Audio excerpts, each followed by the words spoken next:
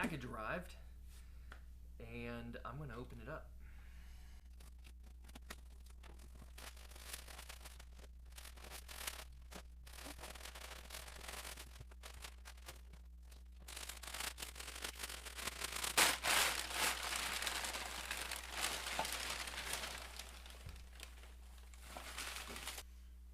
Can you guess what it is?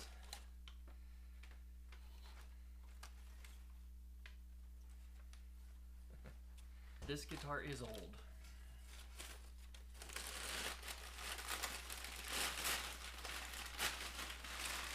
Here's the back of the head. Any guesses? It's not a Gibson. It is a Univox. And this is from the lawsuit era.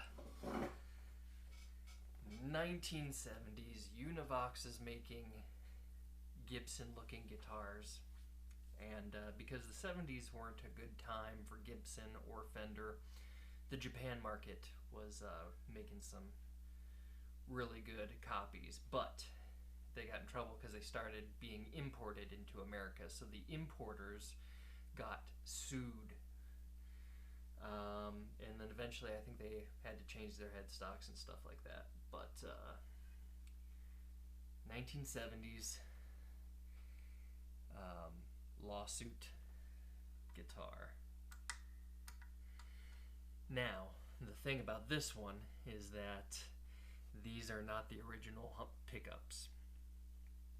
And probably not the original hardware. I feel like this is newer hardware. Definitely the tuners are new. Probably new bridge and stop piece as well. Kind of bummed, but that's probably why I got such a good deal on it. There was a eBay listing bid, and so I threw my bid in, and I won. My bid was low.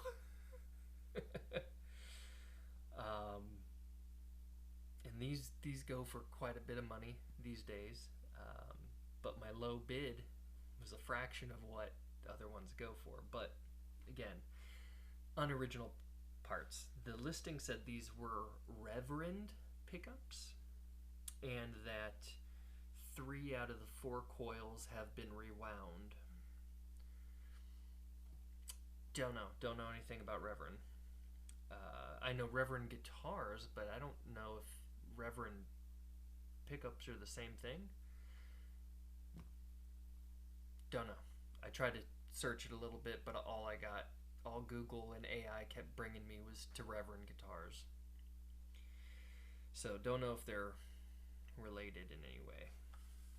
But this has all the looks of a classic burst Les Paul.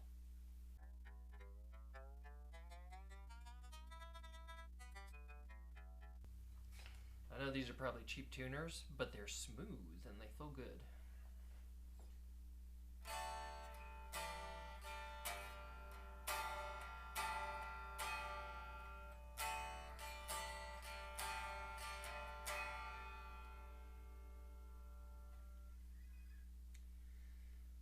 Seems to be set up pretty well. Let's give it a little plug in. See if anything works. These knobs are going to have to come off and be repositioned because nothing makes sense across any of them, like position-wise. Bridge works. Middle.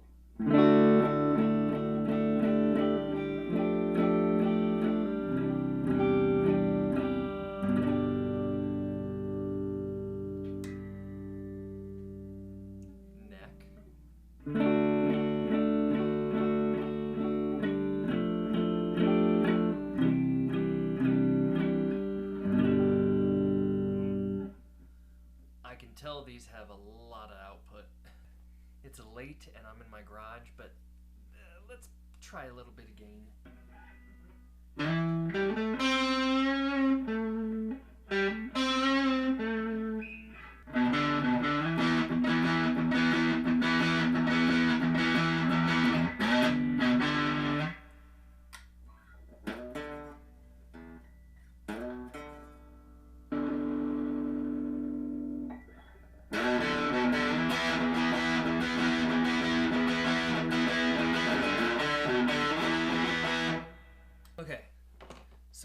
works. But as you heard, there was a little bit of cutout there when I went to the bridge. So I'm thinking it has to do with this switch.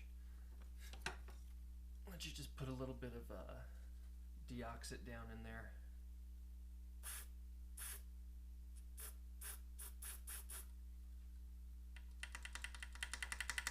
Now let's take a peek inside.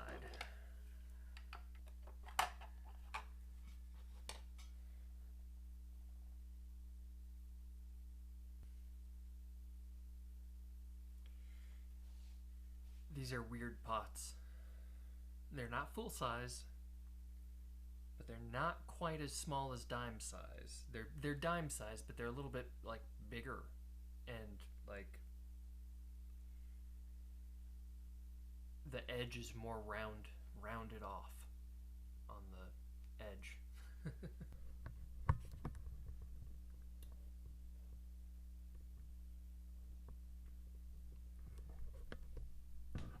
Thing I'm going to do is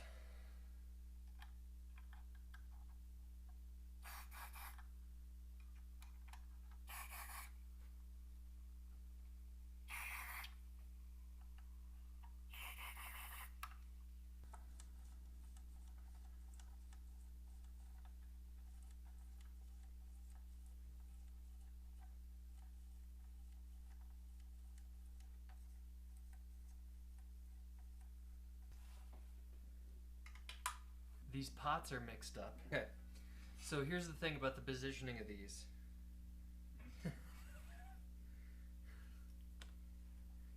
It's split in half this way instead of this way. So these two are tone and volume, and then these two are tone and volume. That's confusing as shit. So those are definitely going to have to get repositioned now that we know the configuration layout.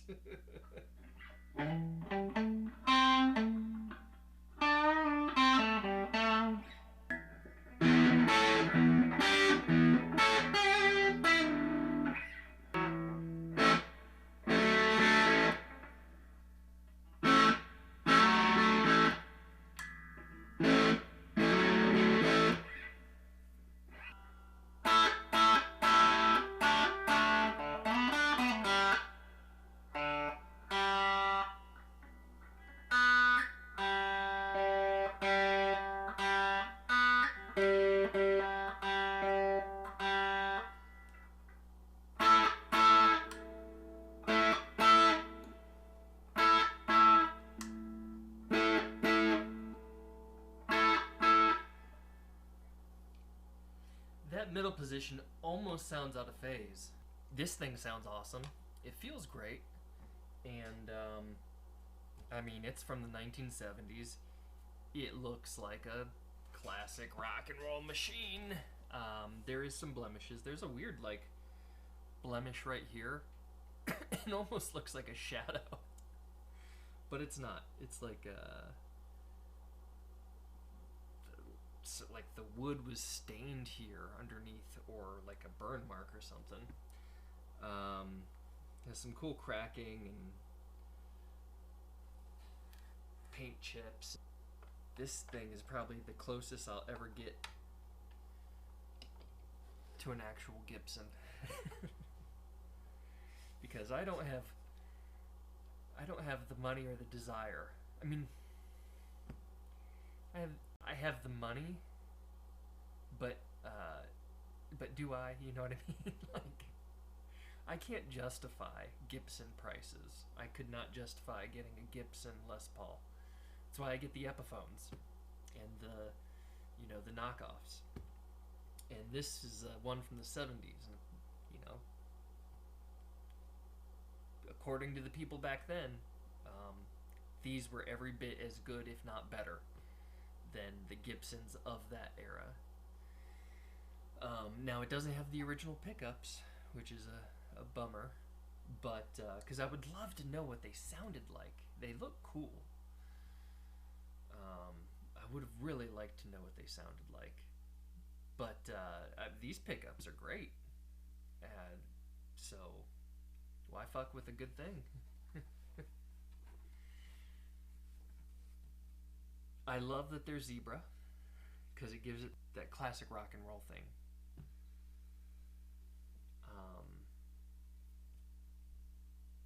I like that this is like a weird, funky, like long metal shaft, and it's all one piece. It's not like it's a tip. There's no like unscrewable tip. This is just a long metal piece. It's cool.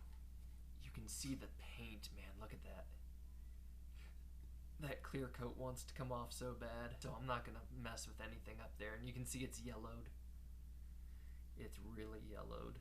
What my idea was to get nickel covers for them and then age them.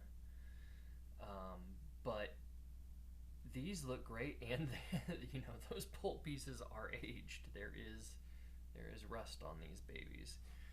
These, I definitely think I need to age these. Switch tips aged. That's probably original, and the jack is definitely aged. But these, I don't think these are original. Definitely the tuners are not, so I'm going to have to age those as well. The relicing is just, you know, it's real. It's real. That's 50 freaking years of being played. Univox Gimme, in parentheses, U, 1988.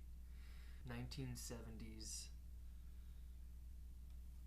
Japanese lawsuit era Les Paul. Here's something that's cool. I can see where this has had bends performed on it for the last 50 years. Like, there is significant like wear in some of these frets. I don't know if you can see.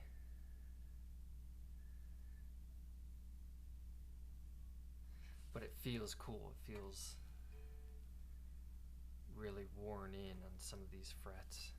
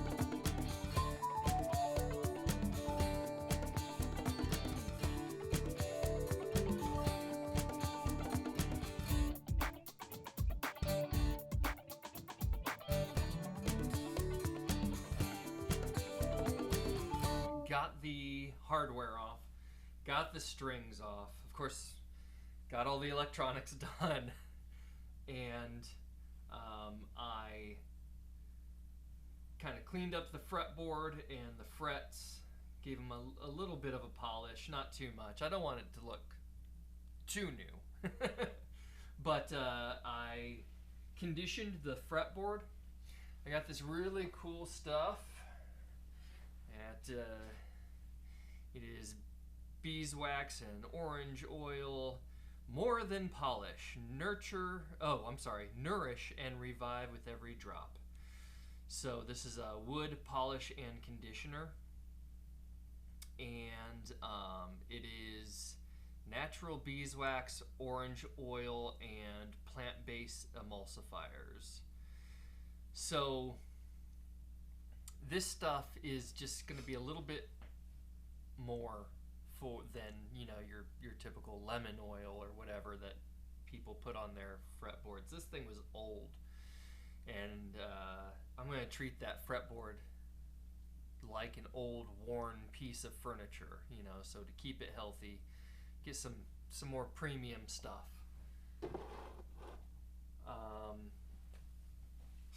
Now with the hardware, where I'm at here is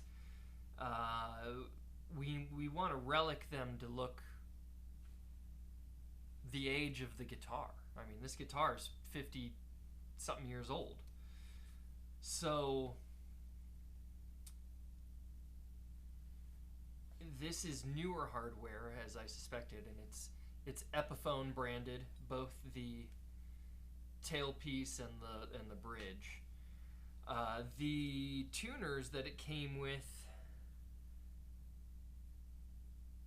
they're just, it's the same kind of tuners you see a lot on like Squires and stuff like that. So where I'm at is I'm thinking about putting these Grover style ones on it that fit the holes there, and it would look like a Les Paul that got Grovered. But what I'm debating is, do I want to age these Grovers? Do I want to put a little bit of wear on them? Or do I want this to look like an old guitar that got Grovers on it?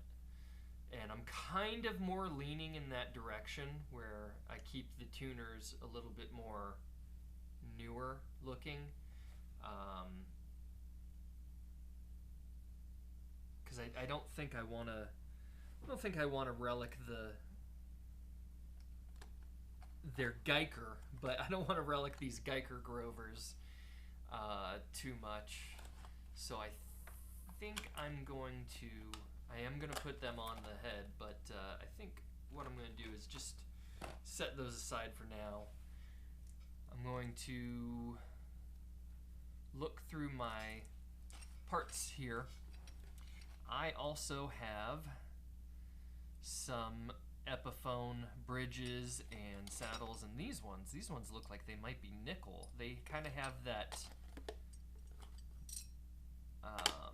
this set right here looks like it might be nickel. It is definitely a little bit more yellow looking than like the chrome. Let's see if you can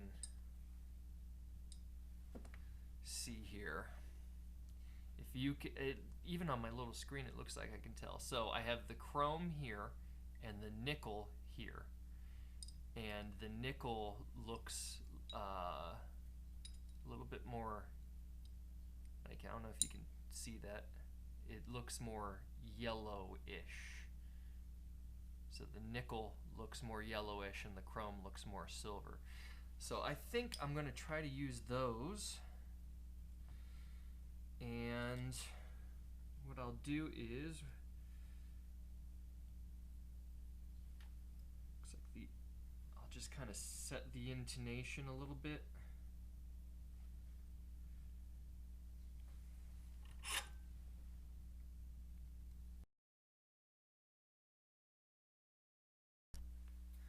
Okay, now for this hardware, I have a wire brush, I have some Scotch-Brite, I have some sandpaper. I'm just gonna not mess with the threads because I want the threads nice and clean, and just the visible aspects of it. First I'm going to start off with a little bit of a wire brush. Just kind of get some coarse larger scratches, and we want to go in different directions just so it looks a little bit used. This is a little too pristine. It hasn't seen action. It hasn't seen screwdrivers trying to be shoved in it and adjustments made.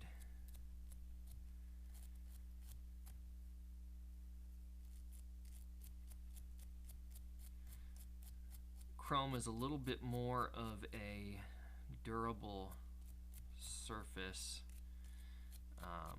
What I love is I love nickel hardware, because nickel already just looks cool. It ages a little bit better, and it's a little bit easier to also speed up the process of aging.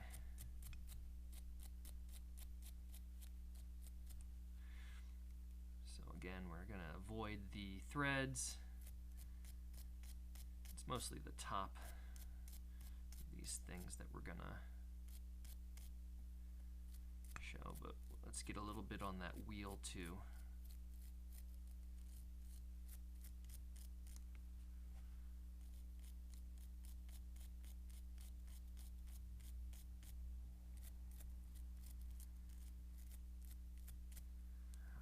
Now, here we go. We have the bridge, so let's this bridge I can tell has been top wrapped before.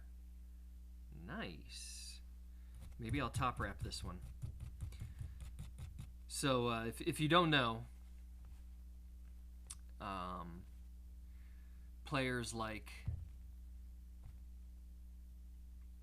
well, let's use Jimmy Page. Jimmy Page would, rather than going through the bridge, rather than going through the tail stop and coming out and then over the bridge, they would go in through that side, come out, wrap around, and go over the bridge.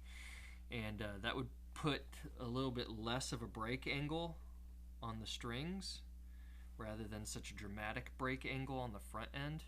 It would come out and be a little bit higher. And I don't know why they think they did that. I think, you know, there's so much voodoo, you know, beliefs when it comes to guitars and things like that. You never know how much of truth there is to it, but they believed it gave them a little bit more like sustain and slinkiness to the string. So, but I can tell because the gouge marks here, this has definitely been top wrapped. So that's cool that it's nickel and it's been top wrapped.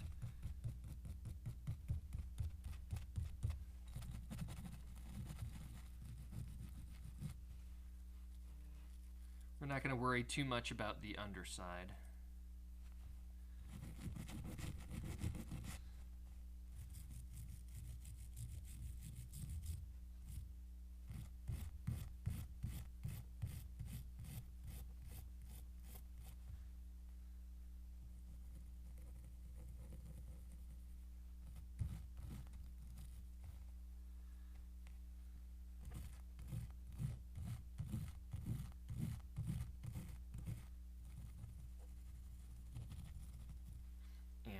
We're gonna focus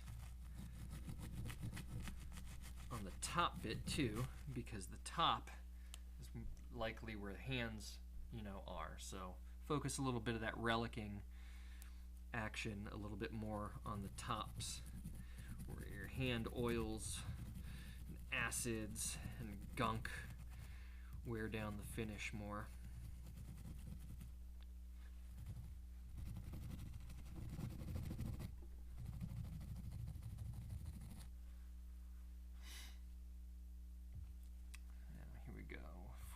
Bridge.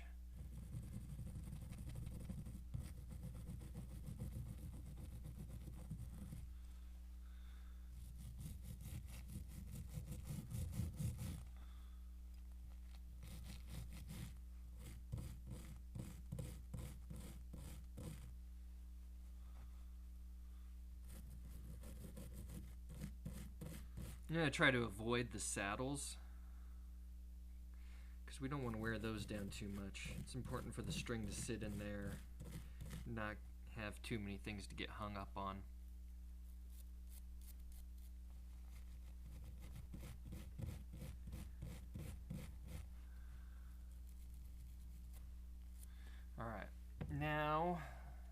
move on to Scotch-Brite. Let's see how good a Scotch-Brite pad will scuff up some surface here.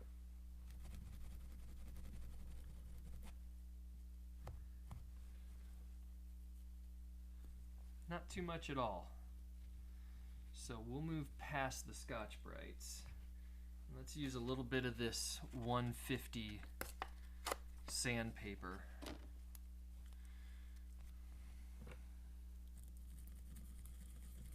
Yeah, there we go. The goal is to dull, and in some places, like around edges, maybe even work our way through that plating that's on there. And again, working more so on the side where your hand would rest more frequently.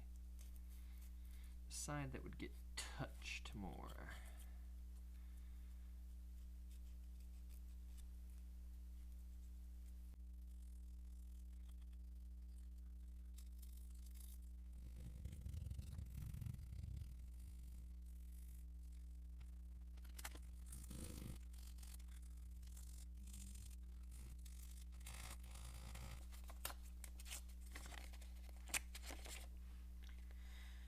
Move on to some 800 grit, just to kind of smooth things out and cloudy them up a little bit more.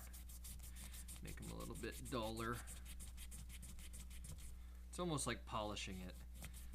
You got the big scratches in there. Let's just polish away. But it won't give it a, you know, its chrome-like shine back. It's gonna dull it.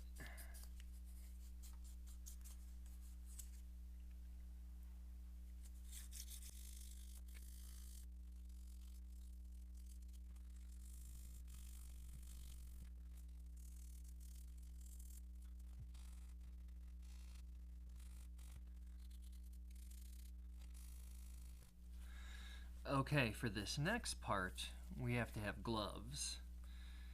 And I have this. This is ferric chloride, also known as PCB etching solution. And it is very strong.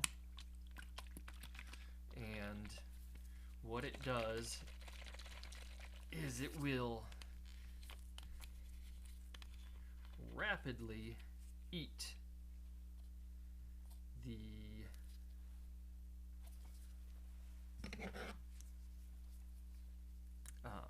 coating away, but you can only use it in short bursts. So this isn't like, you know, your typical acid bath with, you know, white vinegar, where you leave it, you know, overnight. This is a different beast all its own. So definitely have to wear gloves. I'm just going to be pouring a little bit in my dish here. And I am going to be capping it really tight. And then I have a water bath right over here to dilute and clean it off. But essentially, if we just take our little Q-tip here, and we kind of dab around areas that we want it to eat away at.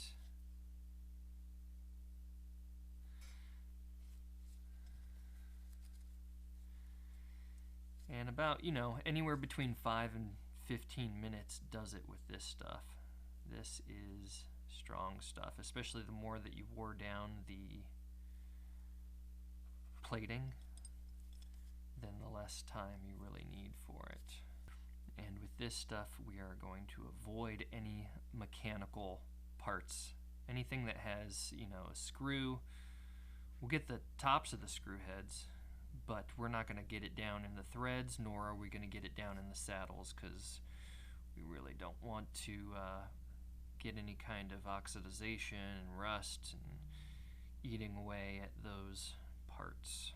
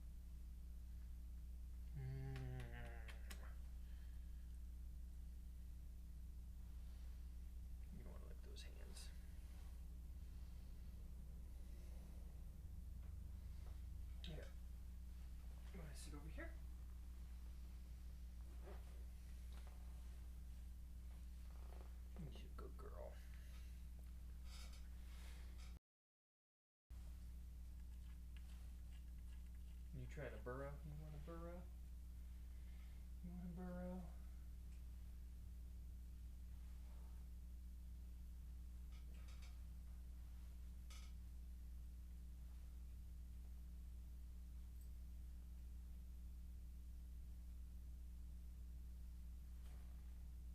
Good girl.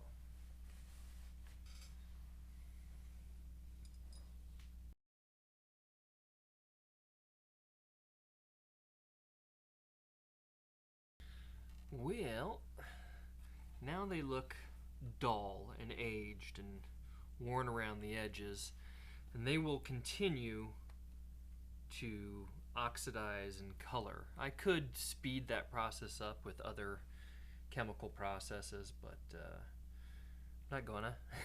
I'll let it do its thing all on its own from here. And I did notice on this switch, the bottom half of this switch is like gold. Basically where the fingers have worn it away, it's brought it down to a silver on top. So this switch was gold once upon a time, which makes me think that originally it had gold-plated hardware on this guitar. I'm still deciding about these Guyker, these Grover style Guykers. And I think what I'm gonna try to do is maybe just dull them up a little bit. I'm not gonna go through all that aging process, but maybe if I can just... The Scotch-Brites don't want to work on that. Maybe I get a little bit of this 800 and I can just kind of doll up the buttons. There we go.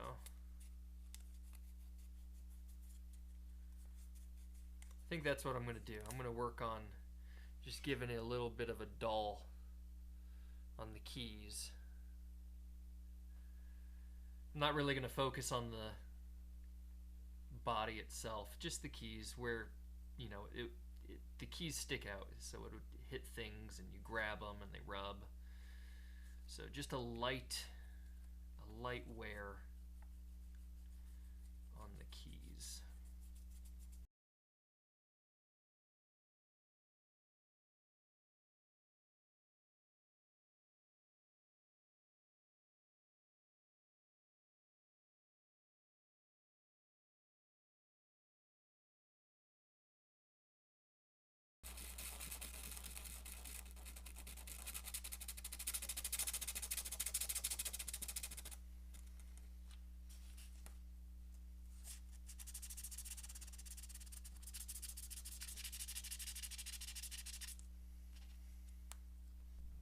Okay, I've made the decision that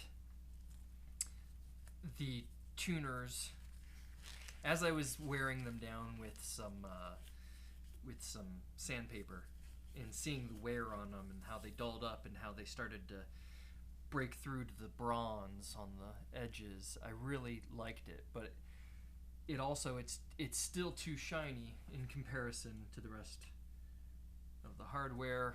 And I figure, you know, if that's a place where fingers and oils and acids are always grabbing and rubbing, that I need to do a little bit of the acid bath on them. Now, if you were wanting to do this, I would recommend backing out the screw, taking off the button, making sure you don't lose these little washers in between. But I would recommend that. But I'm just putting a little bit on the buttons and a little bit on these screws here. I'm not getting carried away. But I do want to see a little bit more oxidization type effect in a place where fingers are always grabbing and rubbing.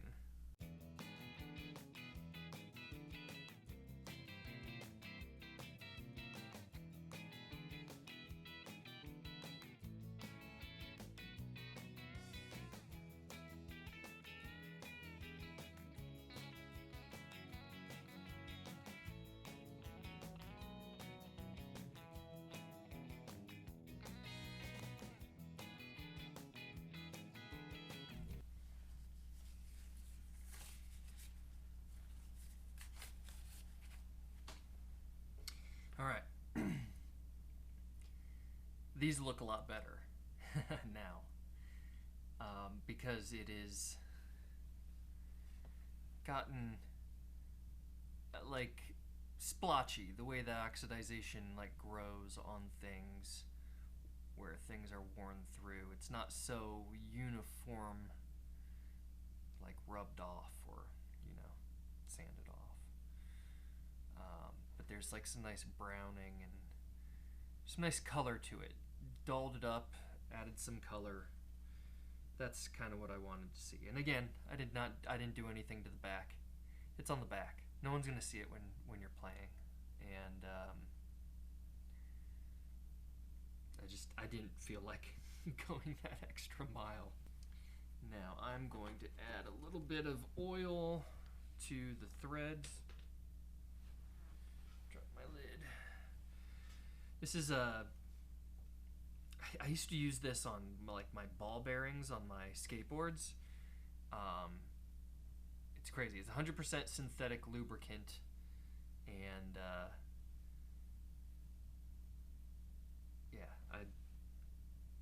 good stuff. I like to put it on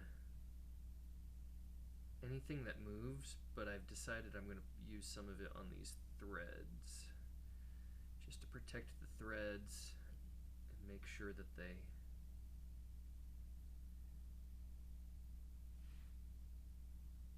thread up nicely.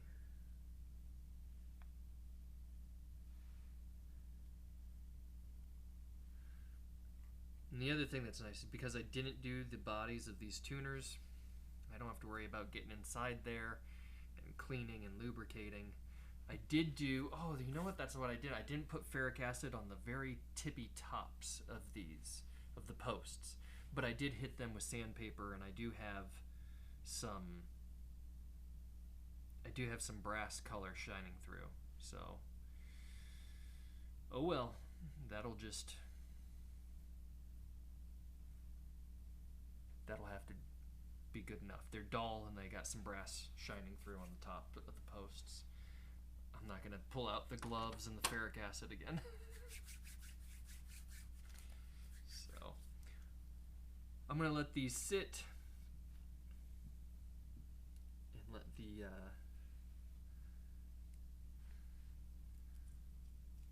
thread lubrication do its job here.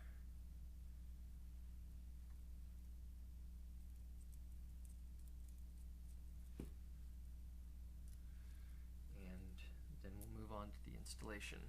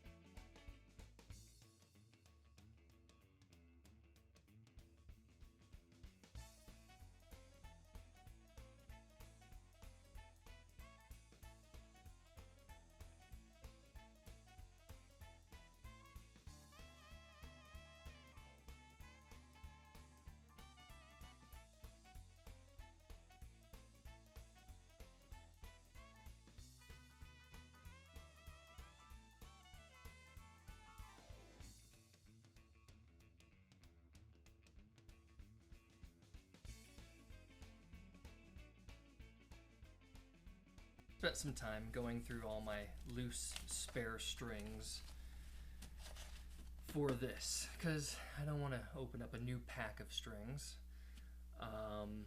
when I have so many loose ones, and this also allows me to kind of put a little bit more thought behind every single selection. So I knew I didn't want to go too heavy, I didn't want to go too light.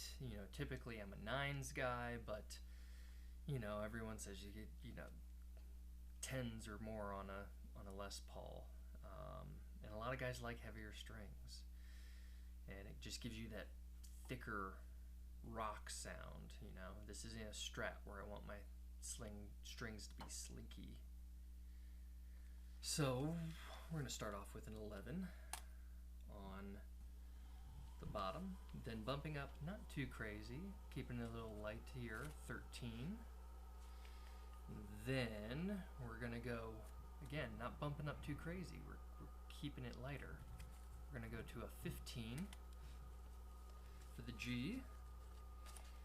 And then when we jump up to the D and all the wound strings, we are gonna go to pure nickel wounds, and we are gonna do 24 for the D, 32, and 42. So essentially, 24, 32, 42. The top is a 9, but the bottom's a little heavy. Or however you want to say that. I say bottom because when I'm playing and I'm looking, the lighter strings are on the bottom, the heavier strings are on top. So, yeah, I think that we're going light on the top, 9 on the top, and we're going a little bit heavier on the bottom. So, now it's time to string this up.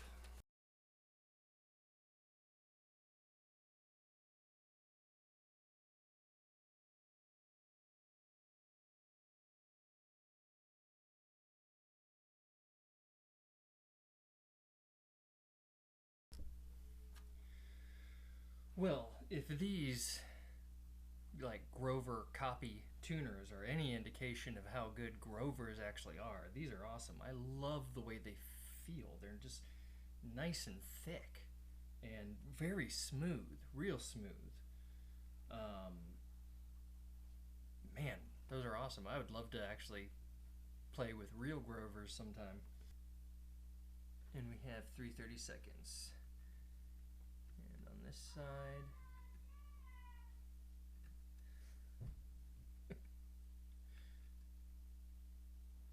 very loud family, which is weird for me because as loud as I used to be when I was younger, I have grown to be a very quiet, reserved human in my adult years.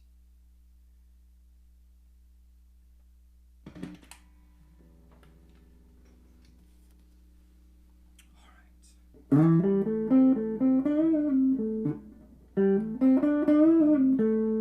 Having that 15 for the G makes bending real nice.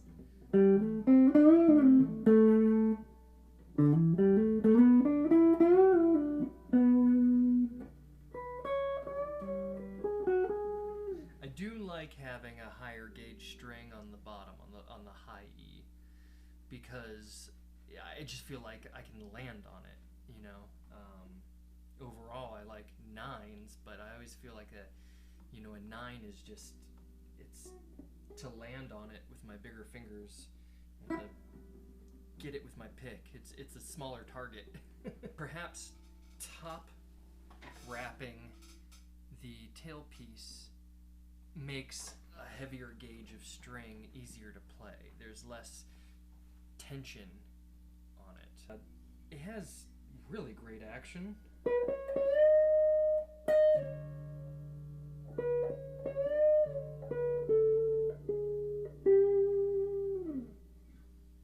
And it feels really good now that I've cleaned the fretboard and oiled it up. Feels great. I might make this a string gauge that I'm going to keep experimenting with strings, because so far I like this.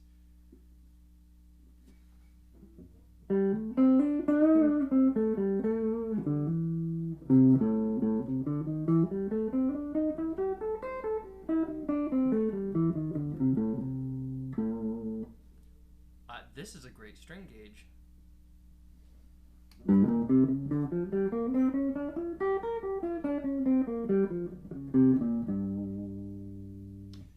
Good string gauge combined with great action on a nice worn in, really great feeling neck.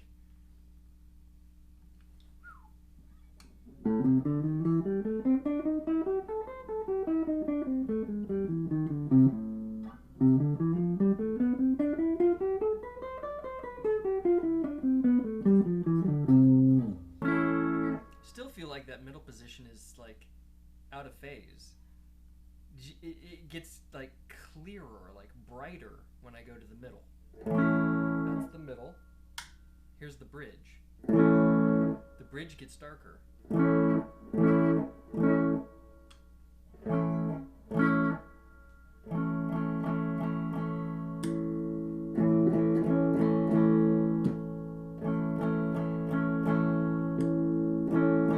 Bridge. Middle. I love it. Sounds great. That middle is definitely out of phase, and I love it.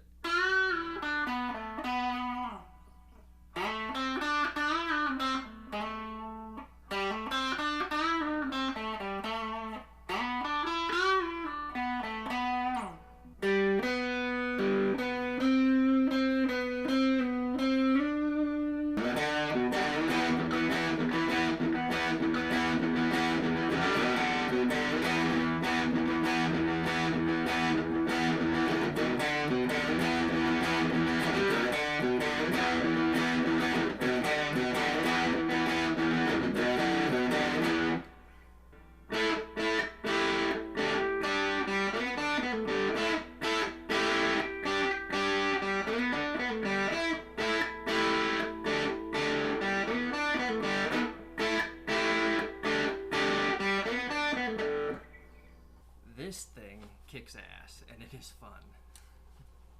So again, this is a 1970s Univox Les Paul copy, to the point where they copied the headstock, and that is what got them in trouble importing into America. This is called the lawsuit era, and I gotta say, again, these Guyker tuners that look like Grovers are awesome. Like, I've never messed with a Grover tuner. This is the closest I've ever gotten, and these things feel great in the hand. Nice, thick button, very smooth, like butter, just glides. Man, I'm gonna buy more of these and put them on my guitars that are 3 on either side headstocks. I'm definitely buying more of these because these things feel amazing. I did age them and stuff, you know, but great tuners.